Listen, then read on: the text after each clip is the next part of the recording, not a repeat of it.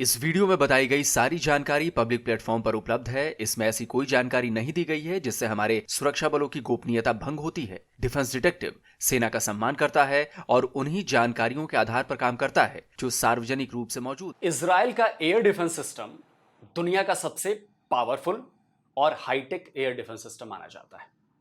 Patriot, Arrow 2, Arrow 3, Barak, David Slings, Iron Dome, Light Blade, Red Sky जैसे कई air defence system Israel को aerial threat से air attack से बचाने के लिए अलग अलग लेयर्स पर तैनात है।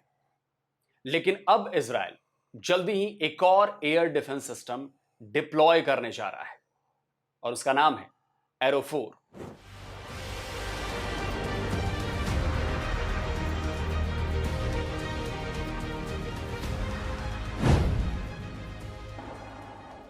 जून में हुई 12 दिनों की वॉर के दौरान इजराइल के अलग अलग शहरों में जब ईरान की मिसाइलें गिरने लगी तो दुनिया हैरान रह गई। ईरान की राजधानी जेरूसलम के अलावा तेल अवीव, बेटियाम, रेहोवोत, किरियात एक्रोन और हाफिया समेत कई शहरों में ईरान की मिसाइलों ने इजरायली एयर डिफेंस को भेद दिया। और ऐसा नहीं है कि ईरान की मिसाइलों ने पहली बार इजराइल में तबाही मचाई हो। अक्टूबर 2024 में इजराइल के हमले के जवाब में भी ईरान ने मिसाइलें दागी थी और वो भी इजराइल के मल्टी लेयर एयर डिफेंस को गच्चा देकर अपने टारगेट पर उनमें से कुछ मिसाइलें पहुंचने में कामयाब रही थी।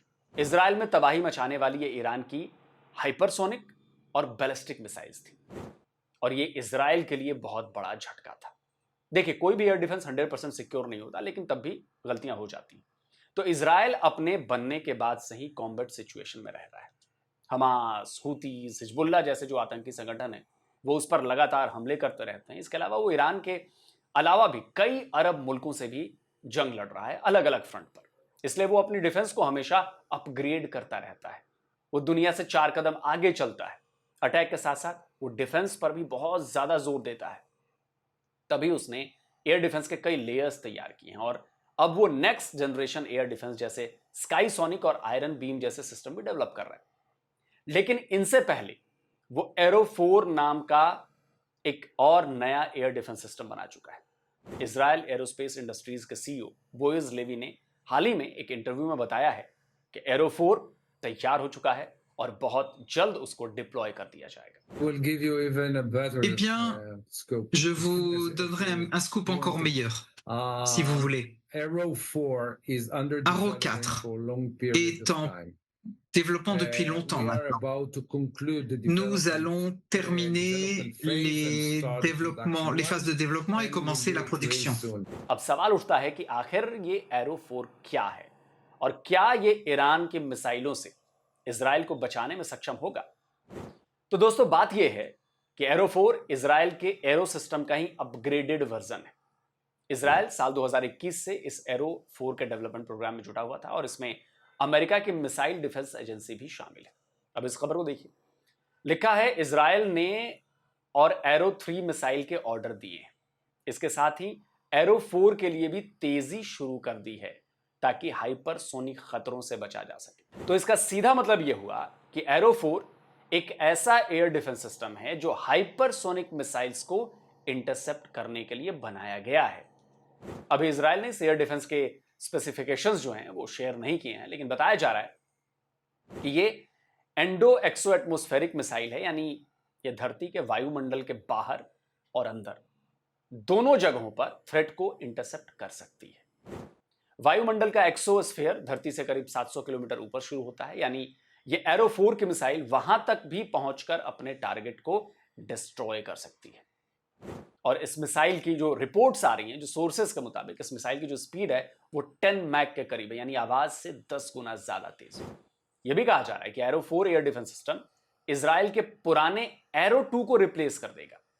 कुछ दिनों पहले इजराइल के प्राइम मिनिस्टर बेंजामिन नेतन्याहू की एक तस्वीर वायरल हुई थी और इस तस्वीर में नेतन्याहू के ठीक पीछे इजराइल की लोरा मिसाइल दिख रही थी और साथ ही साथ एरो 4 और एरो 5 मिसाइल भी डिस्प्ले की गई थी। यानी इजराइल एरो 5 भी बहुत जल्द लेकर आने वाला है। और गजब की बात देखिए कि इजराइल ने अभी तक एरो 4 को डिप्लॉय नहीं किया है, लेकिन उसका खरीदार सामने आ चुके हैं।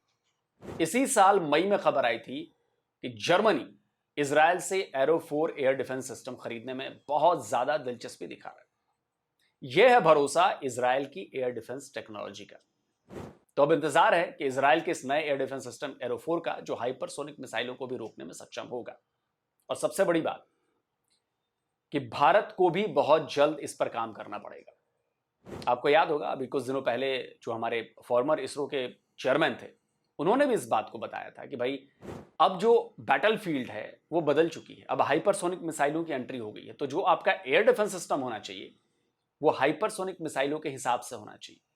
और इसमें स्पेस टेक्नोलॉजी बहुत ज्यादा काम आने वाली है और इसके लिए जरूरत होगी बहुत सारे सैटेलाइट्स के पूरे एक नेटवर्क की, जिसके बाद कहा यह जा रहा है कि भारत जल्दी ही 50 से ज्यादा सैटेलाइट्स जो है वो अंतरिक्ष में छोड़ने वाला है और इसका एक पूरा नेटवर्क तैयार होगा जो हाइपरसोनिक थ्रेट से भारत को बचाएगा। जो हाइपरसोनिक मिसाइलों के हमले से भारत को बचाने वाला जो एयर डिफेंस सिस्टम चलना शुरू होगा या इनफैक्ट हो चुका होगा, मुझे नहीं पता, शुरू भी हो चुका होगा क्योंकि ऐसे ही कोई बात सामने नहीं आती है, उसके लिए वो सैटेलाइट का नेटवर्क जो है वो पूरा काम आएगा। तो उम्मीद करते हैं कि भारत से भी आपको बहुत अच्छी खबर मिलेगी कि हम हाइपरसोनिक मिसाइल तो बना रहे हैं, उसका परीक्षण भी हमने किया है, लेकिन हाइपरसोनिक मिसाइलों से बचने का जो उपाय है वो भी हमें करना पड़ेगा और उस पर भी काम करना पड़ेगा। देखिए हम बाहर से खरीद सकते हैं, S-500 जो है वो कहा जा रहा है कि वो हाइपरसोनिक, या S-550 जो है वो भी कहा जा रहा है कि वो हाइपरसोनिक मिसाइलों से आपको बचा सकता है, लेकिन डिपेंडेंसी खत्म करनी पड़ेगी, आत्मनिर्भर होना पड़ेगा और भारत को अपने hypersonic missile defence air defence system पर काम करना होगा। और मुझे लगता है कि काम शुरू भी हो चुका होगा, भले ही अभी पब्लिक नहीं है लेकिन मुझे ऐसा फील हो रहा है। आप क्या कहते हैं दोस्तों? कमेंट करके अपनी राय जरूर बताइए। जल्दी मिलता हूं एक और नए वीडियो के साथ। नमस्कार, जय हिंद। तो अगर आप चाहते हैं मुझसे बात करना, मुझसे कोई सवाल पूछना, तो फैन कॉल पर आप मुझसे कनेक्ट हो सकते हैं। फैन कॉल में ये सुविधा है कि आप अपने हिसाब से वहां पर जाकर टाइम स्लॉट बुक कर सकते हैं कि आपको फलाने दिन मुझसे बात करनी है, फलाने टाइम पे मुझसे बात करनी है। लेकिन ये भी बता दूं कि ये पेड सर्विस है,